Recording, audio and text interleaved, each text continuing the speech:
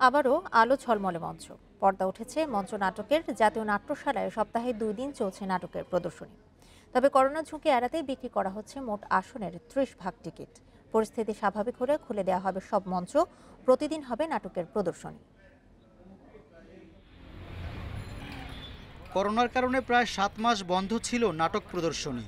দীর্ঘ বিরতির পর গত 23 অক্টোবর খুলেছে জাতীয় নাট্যশালা। পরীক্ষামূলকভাবে প্রতি শুক্র ও শনিবার প্রদর্শিত হচ্ছে নাটক।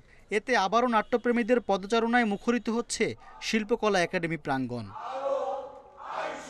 মানসিক প্রশান্তি ও মনন চর্চার জন্য প্রয়োজন নাটক, এমনটাই মনে করেন নাট্যজনরা।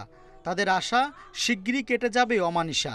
যে নিশাত চত্বর বলে আমরা শিল্পকলার আঙিনাতে যে থাকি সবসময় আড্ডা দেই, সেই নিশাত চত্বরেও আজকে আমরা আড্ডা দিতে পারছি এবং এই কারণে আজ সত্যিই আমাদের ভালো লাগছে এবং আমরা সামনের দিনটা দেখছি যে আরও অনেকগুলো নতুন নাটক আসছে এবং দর্শকও আসছেন। গত 7 মাসের ক্ষতি পোষাতে মঞ্চ ভাড়া মওকুফ করেছে সংস্কৃতি মন্ত্রণালয়। শিল্পকলা একাডেমির কাছে ধন্যবাদ, সাংস্কৃতিক মন্ত্রণালয়ের কাছে আমাদের অত্যন্ত কৃতজ্ঞতা প্রকাশ করছি যে এরকম একটি সময় ওনারা এগিয়ে আসছে। সংস্কৃতি কর্মীরা তাদের যে স্বাভাবিক জীবন সেটি পরিচালনা করতে না পেরে জীবনমৃত হয়ে অবস্থায় একটা ছিল, সেই জায়গাটায় আজকে একটা নতুন করে প্রাণের স্পন্দন আমরা পাচ্ছি। এটা অবশ্যই আসার কথা।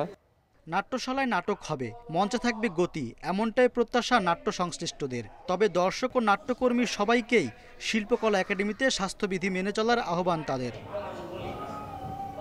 Rizwan Siddiqui, independent news, Dhaka.